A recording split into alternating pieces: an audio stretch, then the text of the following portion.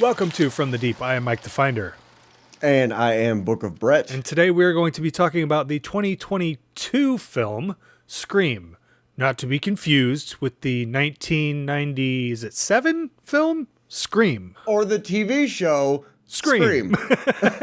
Exactly, yeah. So just to make sure we're all on the same page, we're talking about Scream. Not Scream or Scream. We're talking about Scream from 2022. Starring Neve Campbell. It is a requel. It is a horror movie. And, well, it's a horror movie. And that is what we're going to be talking about today. I usually take notes on movies. Here's one I'm working on for my solo review. If you can see that, it's basically full. Can't read it, but it is certainly full. Yeah. And this is what I took last night while watching this movie. So that's never a good sign. I think it's a good thing to point out here first that Scream is my favorite horror movie. It really is, despite how this movie sort of made fun of it. It really is the movie that got me into horror movies. And that's no BS. In my world at the time, I was into horror, but it was not something I was aware that other people were like really into. And it was one of the first things that I saw where it was, for me, it was like, oh, there are other people that are like into this as a thing. And so for me, it really introduced me to horror as a whole. And so for me, Scream has always held sort of a special place. And it is, I consider it, other than maybe Black Christmas, my favorite horror movie. So interesting. Okay. That is kind of where I'm coming from as we do this whole thing. Do you want to explain your quick history with Scream? Because I don't even think I know it.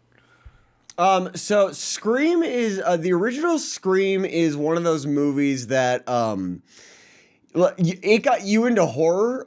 It got me into slashers. Because I was watching, Scream came out at a time where I feel like, we were the demo of the people in the movie. It was, or maybe no, it was a little after that. I think maybe I saw Scream a little after it came out, but I remember seeing it and it being a lot of fun. It was the first Wes Craven movie I ever watched. I know that. And it was, it wasn't profound for me like it was for you, in the sense of like it really like kickstarting like an interest. Right. But it was definitely, it's definitely one of my favorite horror movies. Simply because like when I was younger, I really loved it just because it was a horror movie and it was gory. And at the time I found it very scary. Now I go back and watch Scream and I can appreciate it for its meta humor. I can appreciate it for the gore. I can appreciate it for the acting. I can appreciate it for the directing. I can appreciate it overall. Scream, the original Scream holds up very, very well. If you've not watched the original in a long time, I would highly recommend going back and watching the original. It totally holds up. It has the right amount of camp in it. It has the right amount of meta humor in it. It's self-aware, but not to a fault. And it's just aged so well. And that's because I think it's a unique movie. It's a slasher movie, and it definitely has a lot of elements from like other horror movies in it, but just the way it was made, the story and the way it progresses, it was very unique for the time, and I think that's what helps it kind of age so well. Yeah, I also think that it's one of the first to really do meta self-aware stuff in the genre. And without it being flat out comedy. Well, also what's different about it is that the horror thing exists in this movie, and other movies at the time and before it, other horror movies didn't really exist in those movies.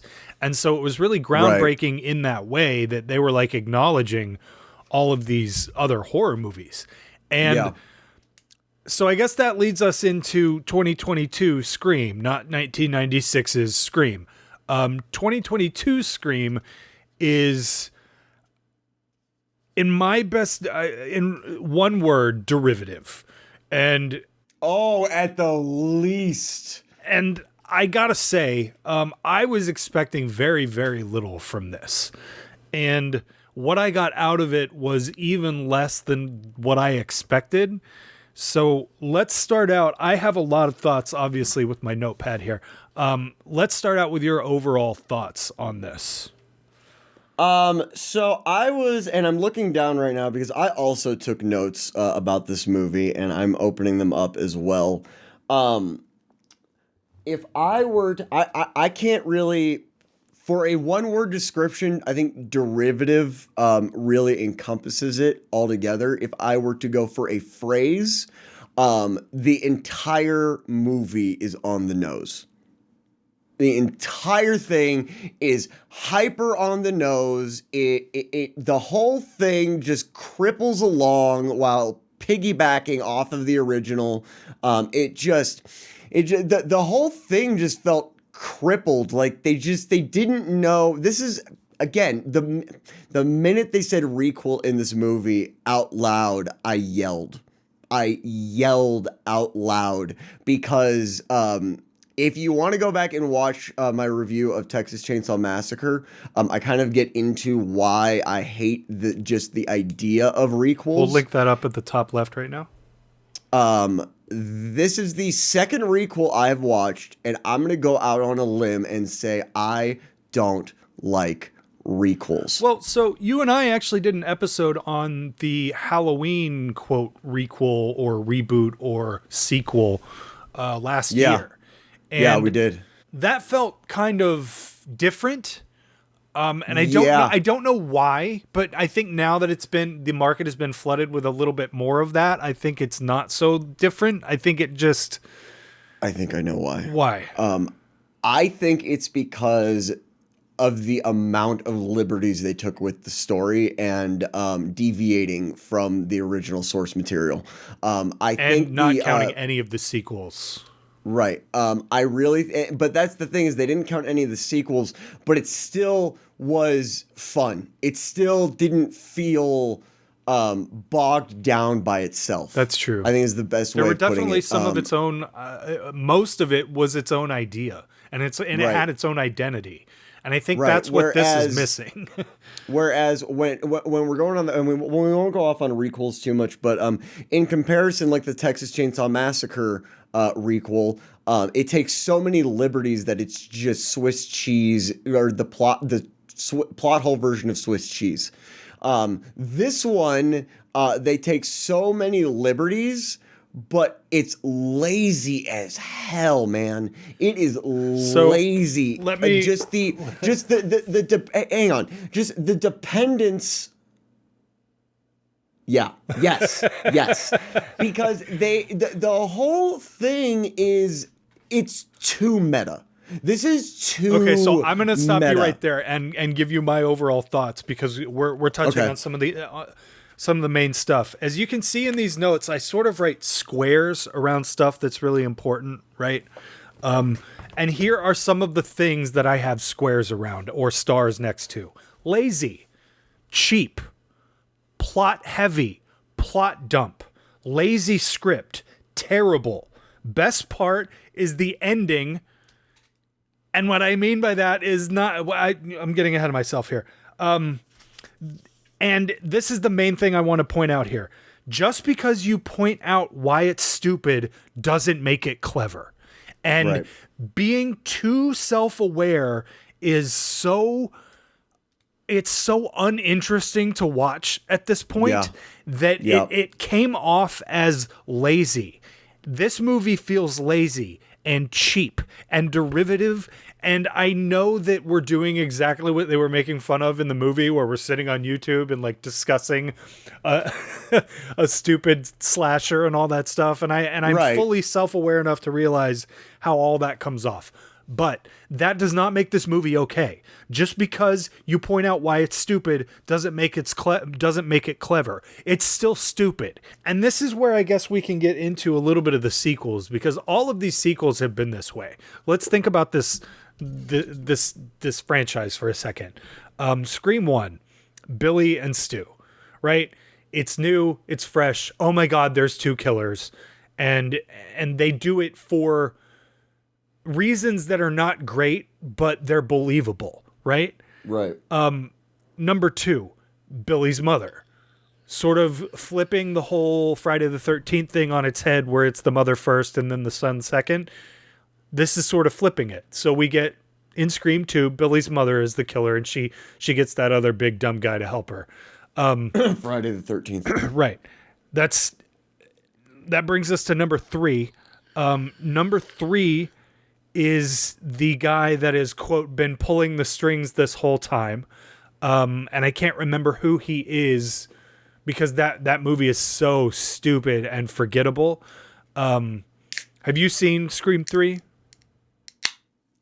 Twice? Do you remember who the killer is in that? No, I don't. Exactly, because it's forgettable, and it's so it retcons so much material from the source that it's like in Scream 3, the killer basically comes out and says, Billy and Stu couldn't have done this without me. I supplied all the information and like put it in their heads and like this, that, and the other. So they retcon number 1 from 3. And then in number 4, it's is it her niece? Is it Sid's niece? 4 I never saw past 3. Okay, so 4, don't bother. 4 is by far the worst one. Anyway, that brings us to this. It's the original killer's daughter, which we never learned at all up until this movie that he had a daughter, and he went ahead and had, I guess he was like cheating on Sydney or before, Yep. or do they Which ever? seems like it's something he would do. It does, but it also seems like feels something like he would do. It also feels like a huge lapse of time that we never got to see in the original or is ever touched on. So we just sort of have to take the word for it. But regardless, well, it happened 25 years ago, and I buy Sam. I buy Sam as a Samantha. 25-year-old. Yeah. Yeah, no, I get all that. The thing that bothers me is how he appears to her as like her You devil. didn't like the age regression CGI?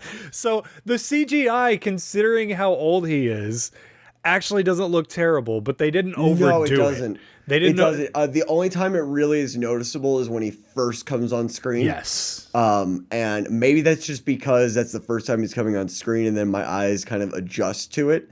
But yeah, that was something I noticed almost right away. So I do want to know though, when did you check out? well, so one more thing I want to point out before we get into that. Okay, fair enough. Horror is made for young people. Okay, this is the same thing with your Chainsaw review. I edited I have not gotten a chance to talk about that movie at all. I edited your review, and so I had to go and watch very good that job with it, movie. too. Thank you, but I had to go and watch that movie in order to collect stuff for that review, which meant I had to sit through that movie. So I feel like there's a lot of the same stuff going on there as there is here. But my issue with this and that movie though is not so much that like I can't relate because they're younger. It's because of the story. No, it's not about and the relating. movie. It's my point with that is that stuff is made to appeal to a different demographic than we are in. And Yeah. and when that is the case, generally we're going to hate it more than we would if we were probably 17. So because this is aimed at people, it's the same sort of thing with Chainsaw Massacre. That is not aimed at our generation at all.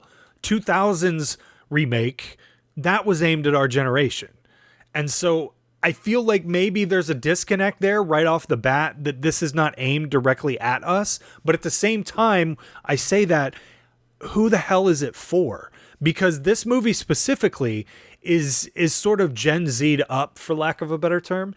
And Yeah. it also relies so heavily on all of the movies before this that Yeah. if you haven't watched the 3 or 4 movies before this, all of this is not going to make any sense. So I don't know why they're appealing so much to Gen Z, but also using all of that stuff in the background, like assuming that they've seen it all.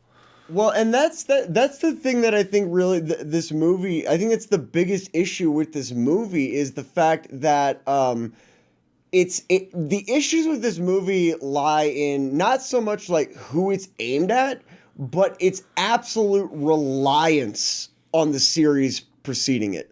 Yeah. The entire thing, I don't care what generation this is made for, the issues with this movie transcend that barrier, I think. Because the issues with this movie really are how on the nose meta it is. One of the issues, in fact, I have it here in my notes, and I'm just gonna read what I wrote. You will have to censor part of this because I was angry typing this on my phone. This is unbearably on the nose. Part of the fun of the meta of the original was that they were acknowledging the rules of horror, but they weren't actively saying we're in a horror movie. And that's the issue. That's the biggest problem I had with this movie is the whole point of the original Scream and the sequels after, or at least a couple of them, up to 3, was that they were being snarky about the horror genre and how aspects of the horror genre applied to the situation, but they weren't actively going, we're in a horror movie, we're in a requel, we're making a requel, everything that's going on is part of a movie that we're in. So all of that stuff comes from the sequels. And if you had seen 4, you'd be a little bit more on board for that, just because they do introduce that idea in 4 where it's like 4 is really about what they were trying to do. I think they failed immensely at it, but what they were trying to do is really introduce Scream to a new generation. And like they literally even say in that movie, one generation's tragedy is another generation's joke or something. And so there's a lot of live streaming and all that kind of stuff in 4. And so that's kind of where all of that stuff comes from, where they are actively, I think they even do it in the sequel, where they're actively discussing being in a sequel or in a series, or in this case, a requel. So that's kind of where all that comes from. But I totally understand what you're talking about. And it's, unfortunately, I don't think you can make a new Scream without it being this self-aware. Then don't do it. No, I agree. But the problem is self-awareness isn't new or interesting. No, it's not. Meta doesn't work as good as it used to. It's no longer everything smart. is a meta of something. Because when meta stuff first started to pop up, it felt really self-referential and aware and interesting and new. And now it's sort of lazy. It feels like kind of lazy because it's not interesting. We call that a cash grab. Right. And that's what this is. That's all this dumpster fire of a movie is. It's really funny because Brittany and I were watching this together, and she said, I was totally on board with this movie until they made the requel comment. And my response to her was, I was off board with this movie the second the girl didn't die at the beginning. The second Tara didn't die at the beginning, because it is so... This is what we got with Matrix Resurrections. This is what we got with Star Wars The Force Awakens, where it's literally the original first movie just rehashed into a quasi-different setting, basically. Well, like A Force Awakens is basically A New Hope. Matrix Resurrections is basically the first Matrix. And this is basically, I mean, even from the houses, not the neighborhood, but the houses, everything, the way it's shot is meant to be reminiscent of the original. And I was not off board with that at first. But then when she doesn't die, I'm just like, well, so we didn't start this with a murder. We started this with an attempted murder. And I just want to say, I just want to say this because this is something I noticed. It might be nitpicky and it might be an indication of how much true crime I watch. He's not a serial killer. He's a spree killer. They call him a serial killer multiple times. He's a spree killer, not a serial killer. Okay, yes, I know. That's too nitpicky. I know. Well, see, so going back to what you were saying a second ago, there's a part in this movie where The girl from Yellow Jackets. Have you watched Yellow Jackets, by the way? No, I've heard good things. Oh my goodness, you really, really should watch Yellow Jackets. Yeah. But the one of the twins, the female twin, is the girl from Yellow Jackets. I think so. Jasmine Brown, who is in Yellow Jackets, she's very good. She's kind of like the horror nerd in this movie, and I think it works. First of all, I do think it kind of works. But also at the same time, it's just a little bit too reminiscent. But she has sort of a little monologue. It worked because it worked the first time. Right, exactly. That's why it worked. She has a monologue where she basically, it's in the group chat where they do this. It's this horrible plot dump at the at the end of the first act. By plot dump, you mean an overload of exposition? Yes, right? yes. Yeah, okay. And she, Jasmine Brown, I forget her character's name in this. Because I'm bad with names. But also, it's one of the twins. The female twin is explaining, the horror nerd in this movie is explaining why it has to be a requel, right? And the things that she is saying in that scene are the exact she says things like, the audience won't stand for this or that, so you have to do this while keeping the original and in touch. What she's doing is not only explaining why a requel is a requel, but she's also explaining why I hate them, while at the same time saying this is why we have to do them. And as somebody who wants to see this stuff return and have good Scream movies, what she's doing is explaining exactly what I don't want out of a Scream movie. I'm so glad you said that, because by this scene that you're talking about, I had not just checked out, but I was fed up with this movie. Right. I was fed up with everything that was going on, and out loud I went, then don't! Just don't then. We have to do a requel because they won't do this or they won't tolerate this. Yeah, the audience won't watch if this or that. Then just don't do it. Just make a new slasher movie. Just go ahead. Just make a new slasher movie. Well, I mean, I have to admit, and I haven't watched the Scream TV series, but I've heard really good things about it. And what they did with that is they took liberties with the whole Scream idea and the slasher idea. I've seen one episode and it wasn't terrible. And I have heard from people whose opinions I respect, they are not like that is not a terrible show. But at the same time, you can't rely so much on the first one, even if it is a requel. The reason the Halloween sequel, requel, remake, whatever you want to call it, works is because it is its own original idea, and it retcons all of the sequels, to be fair, which I'm not exactly okay with. But at the same time, it has its own identity, and this movie doesn't have its own identity. No, it basically through exposition, dialogue, monologues, and its very existence and the foundation on which everything is written we basically get an hour and a half of explanation and examples of why this movie shouldn't exist. Yeah. This whole movie, it basically does exactly what it's supposed to be mocking, but then it does that and creates a title off of exactly why it shouldn't exist. And that's exactly why I said, just because you're in on the joke doesn't make the joke okay.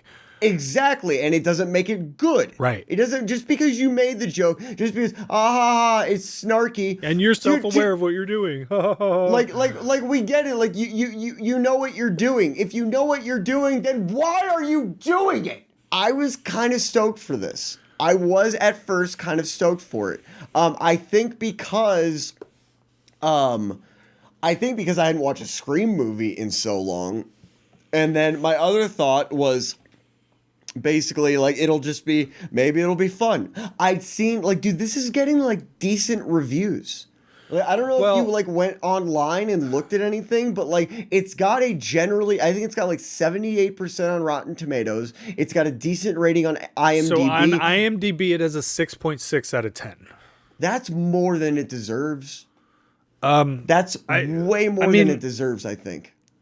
And I just don't get why. Well, we'll get there. Let's talk about some of the technical aspects of this movie. This movie feels cheap, and when I say absolutely. that, I not only mean how it was filmed.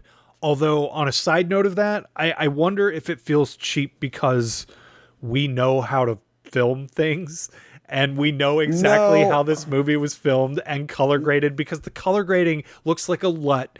It's like I honest to God, I hate the way this movie feels and looks. I don't like the bland clothes. Everyone is wearing these Kmart clothes with no with no labels on them. The sets feel like they're from IKEA. You know, I hadn't actually noticed that. The sets feel like they're from IKEA. The Kmart looking cast that is in this, the off-brand everyone that is in this. I hate the way this movie feels. It looks cheap. It looks like they color graded it with a LUT. For anybody that doesn't know what that is, that's a lookup table. It basically is sort of a cheat. It's a preset. It's a preset to make your footage look cinematic, quote unquote. And this looks like they just slapped a really generic looking LUT on here. And I hate the color grading. The cinematography is basic. There's a couple shots here and there. The lighting is good, but that's bare minimum stuff. So I'm gonna say this about the whole LUT thing, and I'm only gonna say this because I know if I don't say this, somebody's gonna call us on it. Everybody uses LUTs. Obviously, but yes. It looks like they didn't do anything with the LUT. They put the LUT on top and then they called it a day. Yeah. That's what it looks like. So that's a good point. That's what I meant. I know that's what you meant. Right. But before somebody calls us out on it, I just want to address that. We are well aware that LUTs can be a good thing. They can be a very good way of expediting the process, but you still gotta put the work in with them. But that's kind of how this whole movie feels. It's like I'm not disagreeing with you. They took every shortcut that they could to make this as fast and easy as possible. And I'm okay with that if the end result doesn't look like this was filmed in an IKEA. I feel like generic really helps sum it up. Yes. Because when I hear you say like it looks like they've got like Kmart clothes on and stuff like that, it sounds like, well, what should they be wearing? Gucci? And I know that's not what you mean. No, but this is a high budget. Yeah, no, it's a high budget film. It's a for the most part a successful franchise. But no, the characters do feel generic. The clothing does feel generic. The sets, I don't know if they feel cheap. When we get into Stu's old house, it feels great. Like I do kind of really enjoy that. The budget for this movie was $24 million. That's not crazy high. But it feels... Nightmare Alley was like 36. It feels way lower than that. This feels like a $2 million movie. So I'm going to tie this into what you said earlier about not being the demographic for it. I'm going to say that we are not the demographic for this, but not because of an age or generational aspect. I think it's from a discerning aspect. I think this movie relies heavily on casual observers, casual watchers, people, and I don't even mean that from like, people that don't care about the technical aspects. I mean, even people that care about Scream. I think if you care about Scream, you're not going to like this movie. And I think that this movie really, really relies on, again, we go back to it being cheap. It's cheap in many ways, including its reliance on what's already come before it. There's nothing new here. There's nothing new. Zero original ideas.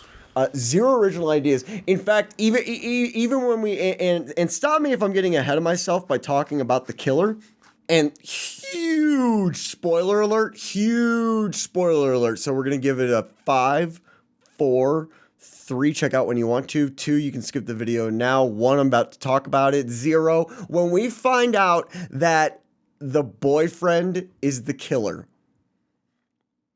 I was so angry because it was one of those things that it felt so obvious that I spent so much of this movie going, there's no way.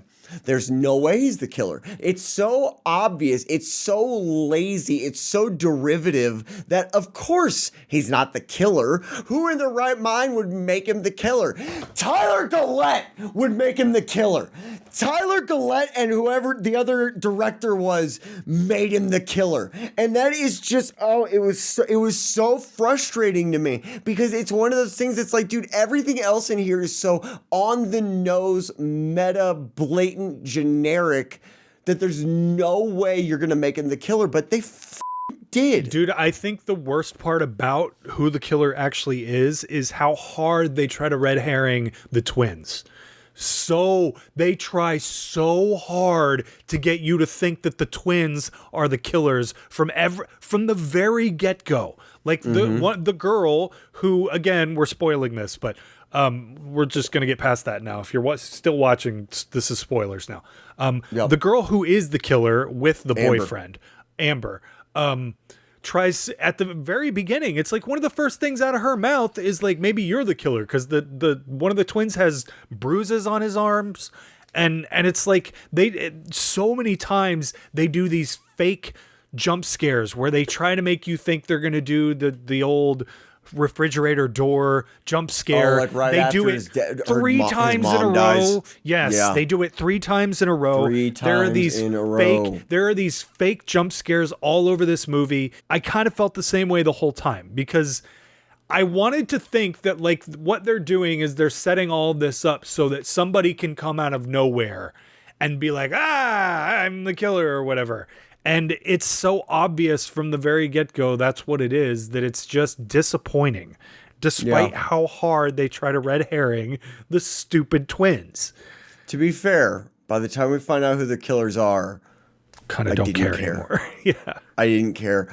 In fact, at a certain point, Brittany out loud, she goes, "Maybe it's Courtney Cox. Maybe Courtney Cox is the killer." Well, she certainly did scare me. The thing that really made me check out is when they started pointing out how everyone in this group that hangs out is related to the group that hung out in the original. House on Haunted Hill. I get they live in a small town. I get that. But everyone has to be related to the original cast. All of them. You know, speaking of that, it's like, oh yeah, and then this is also a thing. Oh yeah, and then this. Did you notice how in the list of suspects and in relation to everybody being related to the killer, his mom never comes up? Here's another issue I had with this movie, since we're just making a laundry list of issues here. Guns are long-range weapons. And I really, really get the feeling that no one in this movie realizes it. Another spoiler alert, the tragic scene with Dewey, which I'm not going to lie, I was a little upset with. I was too, but before you touch on that real quick, I just want to say the way that they kind of force in this thing where they still care about each other, only so that scene that you're about to talk about can have a more emotional punch, bothered me a lot.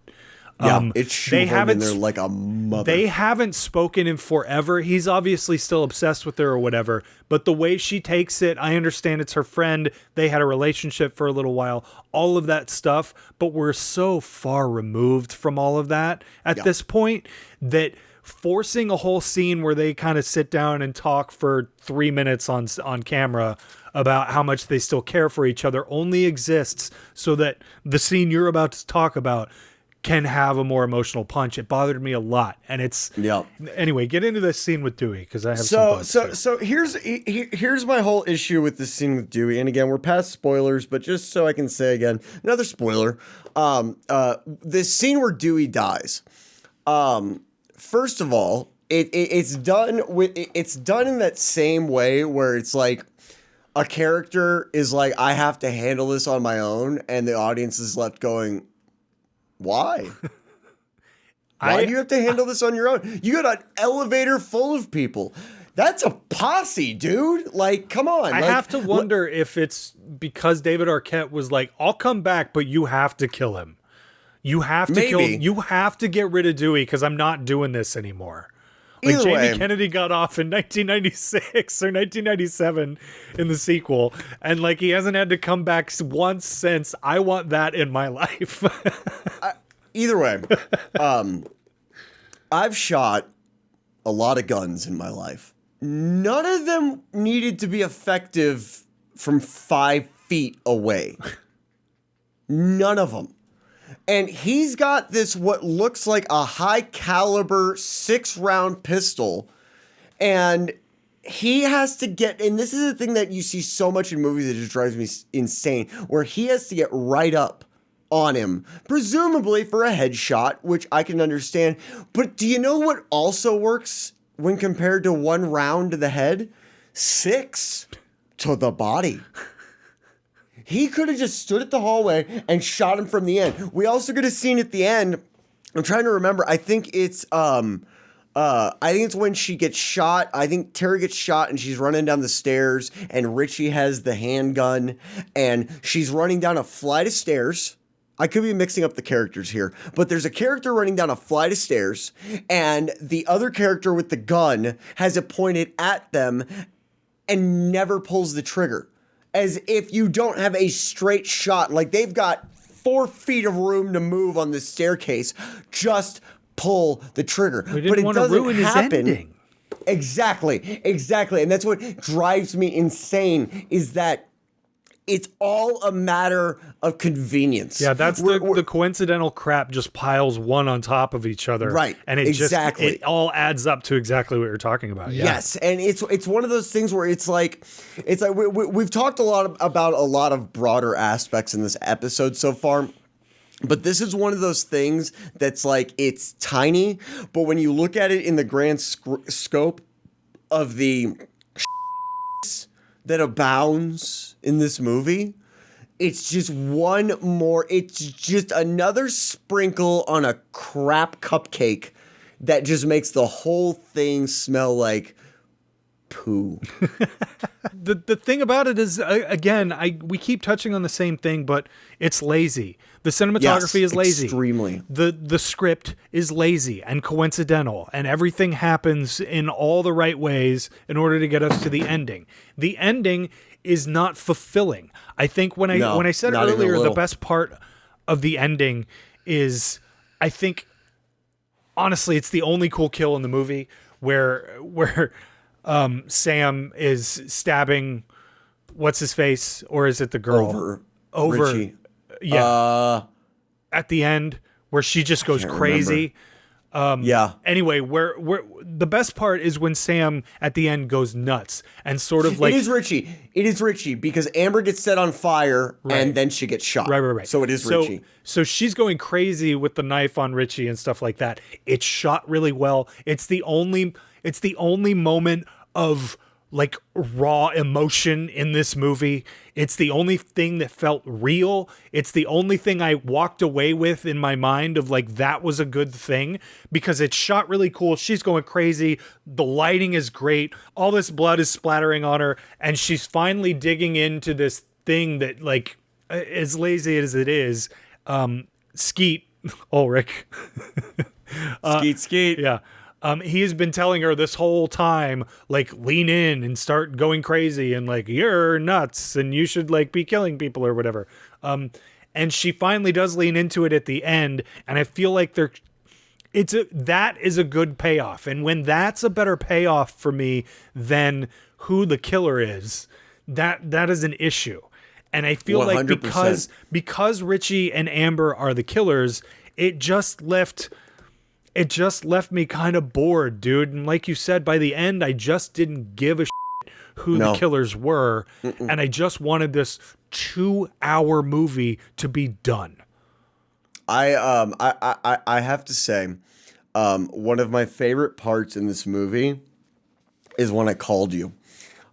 Because I'm going to reiterate exactly how this conversation went because I remember it exactly. I paused the movie. I called you and I went, okay, I'm not going to talk about anything, but, and before I finished my sentence, you went, I'm watching it right now.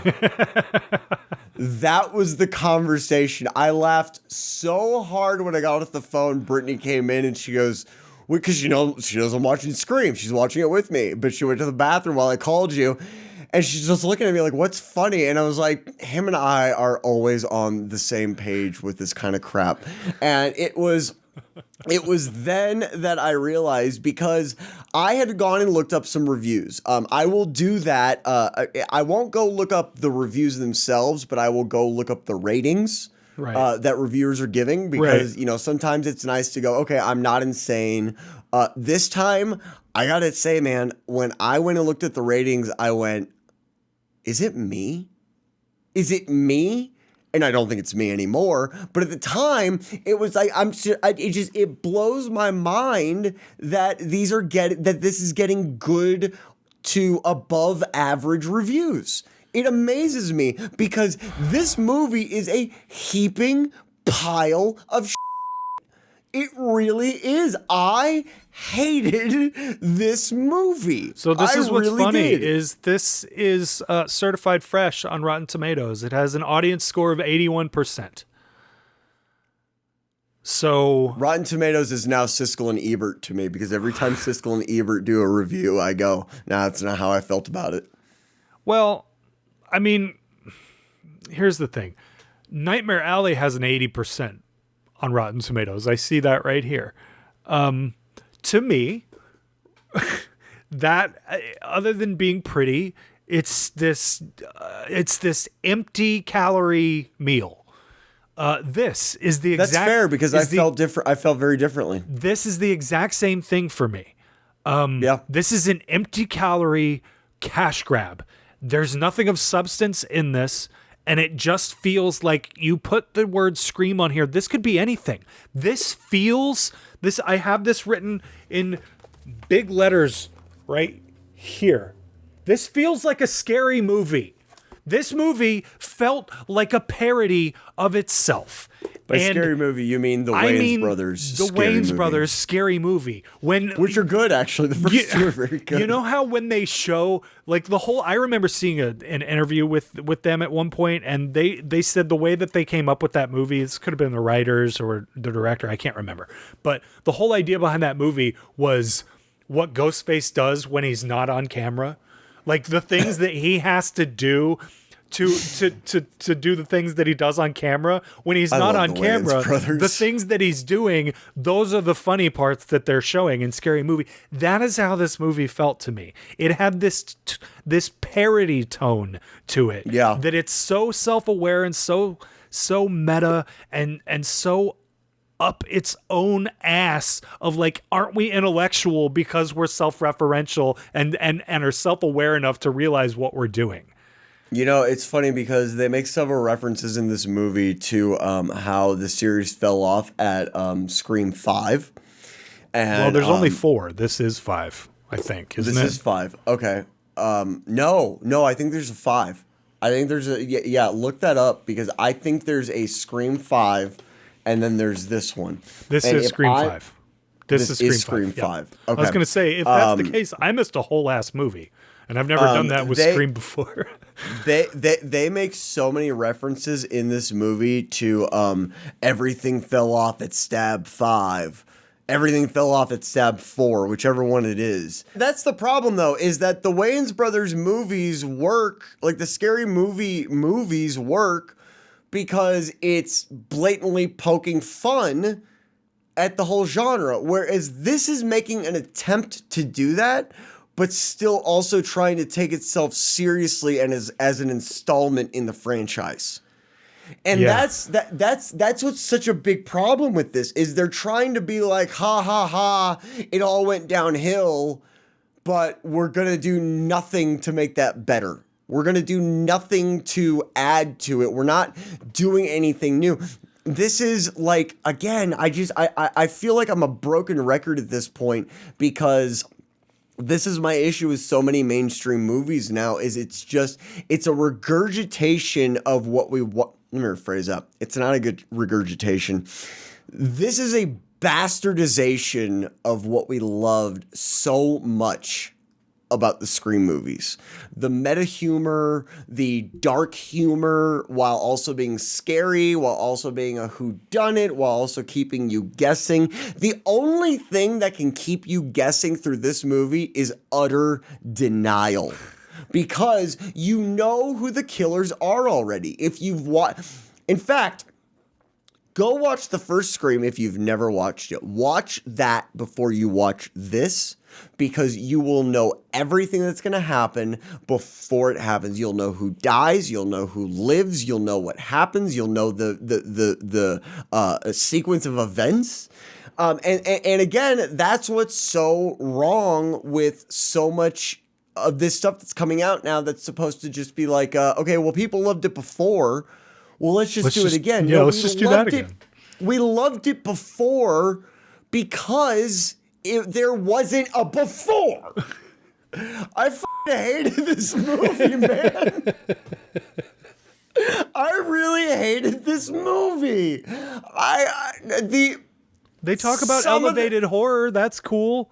Oh my God. Oh my God. I'm so glad you brought that up. This whole discussion of the whole concept of elevated. Oh my God. Elevated horror is just art house horror. That's all it is. And people that, it is. This is actually a massive deal right now. Like on Twitter and stuff, the horror community is going kind of apeshit over the term elevated horror. Yeah, because it's douchey. It's certainly up there on douche chills. Yeah. So but again, that all ties into the whole meta on the nose thing that I had an issue with. I liked two things about this movie. I liked a couple of the special effects. When the knife is going through the side of Will's throat, that was pretty cool. When she's going, batshit crazy on Richie at the end, that was pretty cool. Like you see like the gaping holes in his body and everything, like that was pretty cool. And then the acting actually wasn't bad. Like David Arquette's actually pretty good in this. He is, yeah. David Arquette's good in this. He's always good in Scary in Scream. Sorry. Oops. Freudian slip. But no, so like the acting wasn't bad. Like, it wasn't bad at all. Some were better than others, but none of it was really bad. I think even when, like, some of the dialogue Amber's is, like... pretty bad. Amber is pretty bad and over the top and a little too much. She's not terrible, but I would say, yeah, no, she's not great. But overall, the acting is pretty good. But nothing about this movie was more than average to me.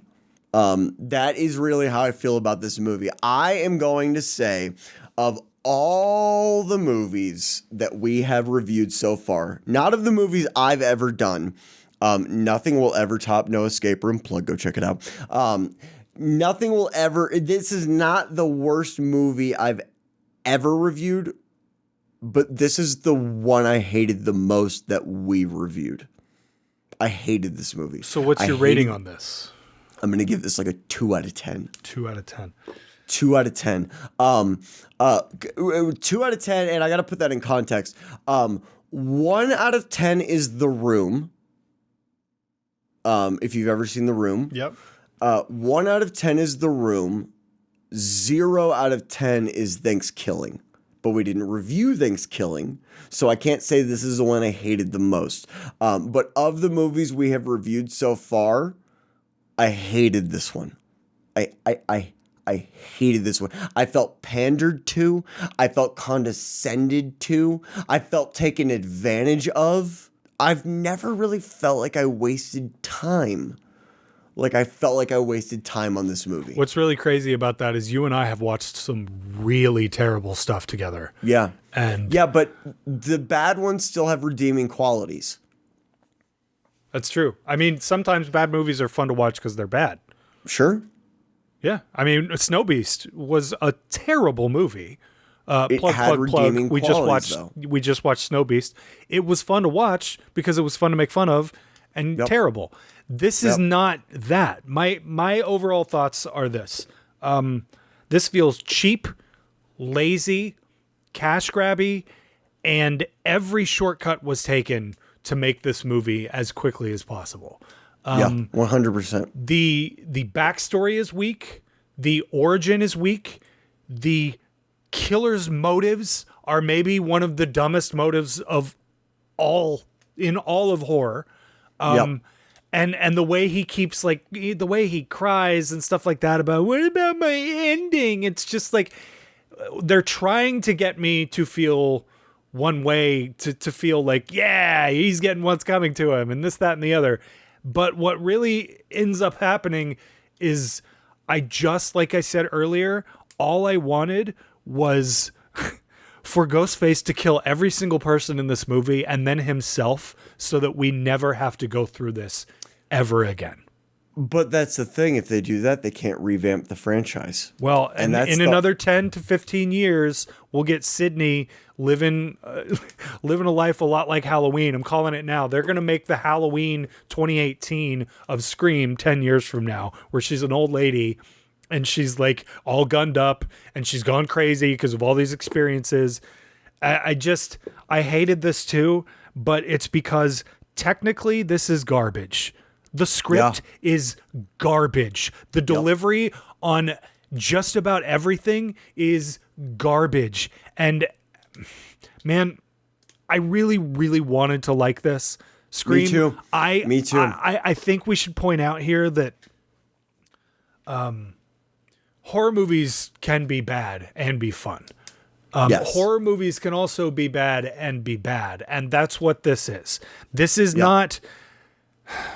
Because I kind of feel like you have to look at horror sequels in sort of a different way, because horror sequels are always kind of worse than the original. But this is not only worse than the original, it relies on the original to exist too much.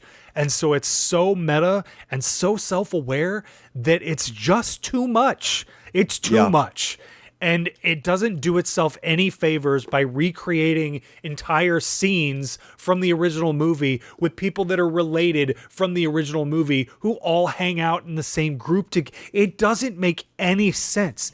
Everything is too coincidental, and all the coincidences stack one on top of another so high that it's like, it just is so stupid. And I hated it so much. And I am going to rate this. It is going to get higher than yours. This is one of the lowest ratings I've ever done, but this is a 3 out of 10 for me. This is not worth your time if you enjoy Scream. You put a different title on this and changed the mask, I probably would have been in more. It would have been fine. And instead, you named it Scream. You brought back, quote, legacy characters, strictly for clickability, to get people to click into this movie. And it just the whole thing felt lazy and gross and cheap and lazy. Like I said, man, it really, very few times outside of a relationship have I felt taken advantage of. But this one managed to do it. Yeah. This one managed to do it. Like, and I don't know if that's got to do with me thinking, like, maybe I'll like it, or really hoping I'd like it. But like I said, after the opening scene, I went, oh no. This is like a movie representation of like when a company gets a new CEO that wasn't the founder of the company.